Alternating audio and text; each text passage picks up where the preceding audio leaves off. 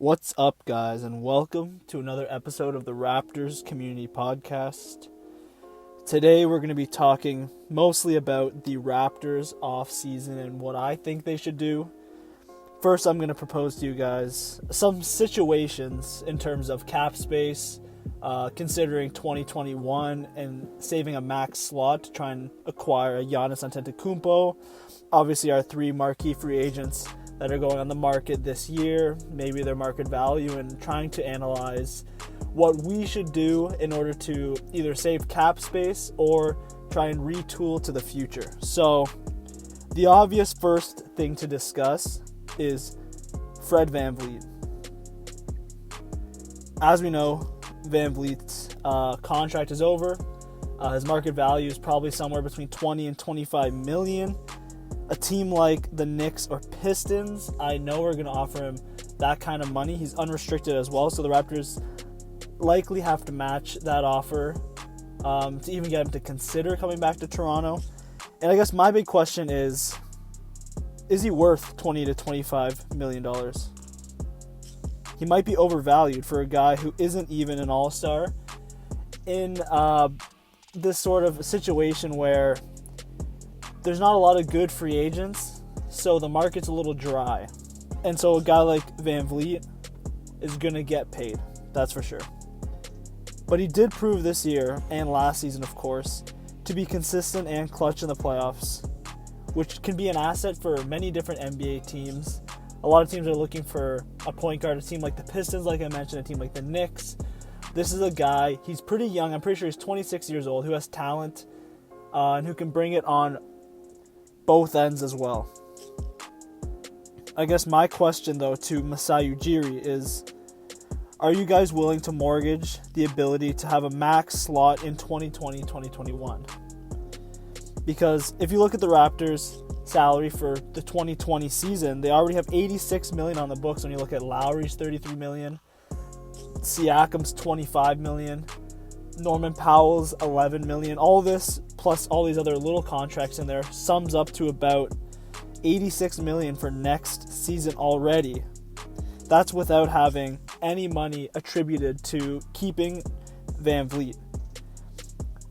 When I did the math, and the max that the Raptors can offer VanVleet today, assuming they don't make any other moves, only signing VanVleet and keeping their guys around, Lowry's $33 million drops off the books in 2020 after next season. So when I did the math, the Raptors can offer VanVleet $17 million and still have space for a max slot for $35 million-ish money, assuming that the salary cap extends to $106 million, which is the projected amount that they're expecting.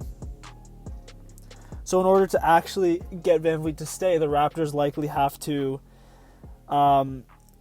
move some cap space before 2021. So by signing Fred VanVleet to a $20 to $25 million contract, let's say, they're also going to have to be willing to trade a guy like Norman Powell and get that $11 million off the books, and then somehow find a way to delegate with Lowry to kind of keep a max slot available for 2021.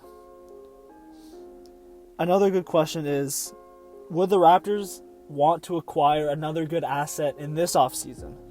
Because as we know, there are players that are good that are on the market still. A guy like Montrezl Harrell, I know he's going to get paid, average 18 and 7, I believe, on the season, something like that. At only 26 years old, he's coming into his own player. He's developed. He actually would fit a good role in Toronto. He'd be a starting center, brings that energy, and I don't think you have to pay too much for him. I don't know if you have to breach 20 million. I think you can get him for 10 to 15 million a year. Once again, though, this prohibits your ability to have a max slot in 2021. So the question here is, are the Raptors really, really confident and willing to put all their eggs in that Giannis basket? Or do you want to acquire some other solid pieces to fit around Pascal Siakam? That's my big question right now. Another big good thing with a guy like Montrez is you could sign him this year. You could develop the chemistry in 2020, and he will fit Toronto's timeline, because you look at a guy like Siakam, OG Anunoby, Fred VanVleet if you keep him, Montrezl Harrell, these guys are all in similar age ranges, under 28 years old, which sort of makes you develop into a team together in your primes. Another big question is, what do you do with Marc Gasol and Serge Ibaka?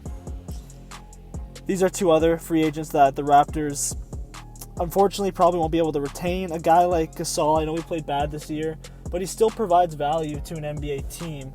There's a lot of rumors of him going to Spain and leaving the NBA completely to that league that he created in Spain, but I don't know if he leaves the NBA. I don't know if Toronto retains him. If the price is right, sure, but I don't think his value is very high for the Raptors. He might have a fit as a lesser role on another championship team, maybe like the Lakers or the Clippers, but for Toronto, I don't think there's many options with him. I think you might have to just let him walk.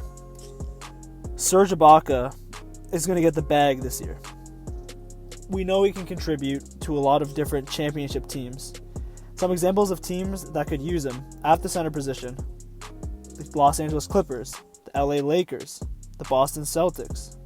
These are all teams that I could see trying to acquire Ibaka this offseason.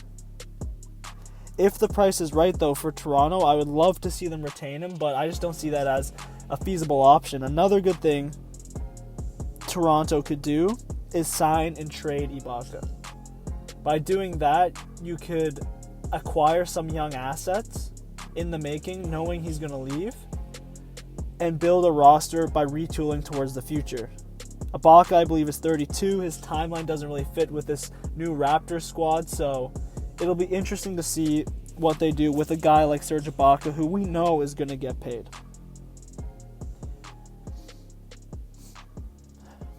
Now I'm going to talk about my best option for Toronto. So I'm going to be discussing, this is exactly what I think they should do. And I think that they're best off doing the following things in this order.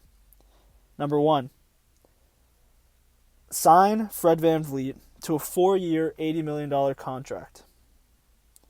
He's proved his ability, and he deserves that contract.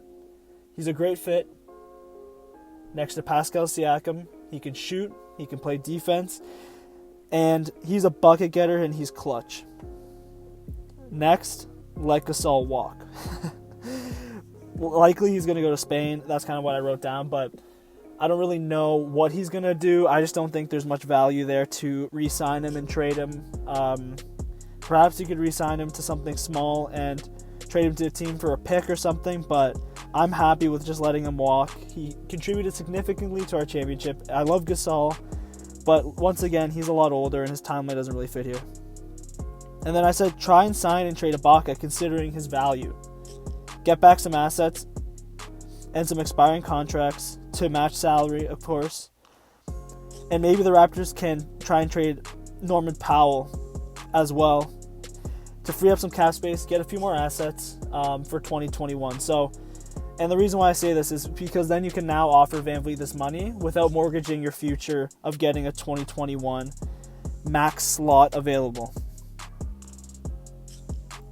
Another issue, though, with losing a guy like Norman Powell is the Raptors have to look towards the draft and these young assets that they're picking up to try and get a shooting guard to fit next to this core that we're trying to develop. Once you have the space available in 2021, try and sign the big man, the big dog. Pursue Giannis at all costs. And then after that, try and sign Lowry in the luxury tax. Or if he wants to, let him walk in free agency. Or maybe Lowry could retire. But at the end of the day, if he's still playing, try and keep that guy at all costs. This creates a potential ceiling lineup. This is best case scenario if everything I said works out. This is the lineup the Raptors could have. Fred VanVleet, some kind of young shooting guard in the making, maybe a Terrence Davis starting. OG Anunoby, Pascal Siakam, Giannis Antetokounmpo, and then we got some young bench pieces and guys like Matt Thomas, Chris Boucher, maybe Stanley Johnson stays. There's still some young pieces on that bench. As we know, you don't have to be super deep.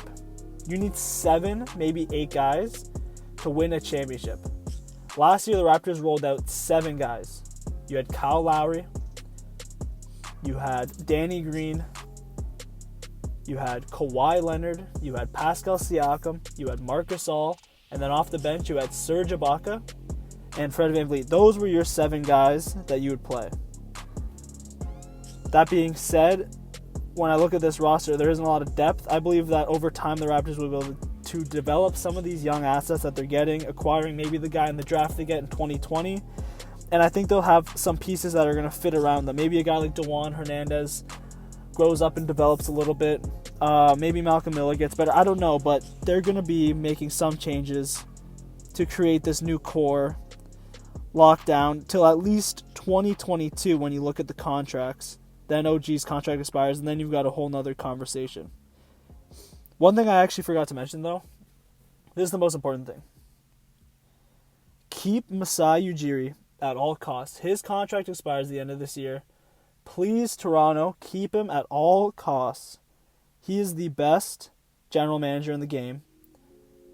And he just honestly has these ties to Giannis Antetokounmpo with the African connection. And he's the genius who operates behind closed doors and will enable all this stuff to work out.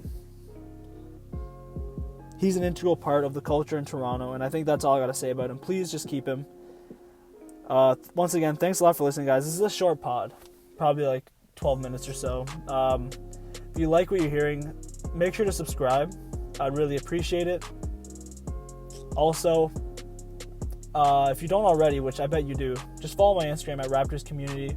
I also have a TikTok at Raptors Community. You can follow that too. Maybe follow my YouTube, Raptors Community, a third time. So just try and follow me on all platforms. I really appreciate the love and support. And I'll get back to you with another pod soon. Peace.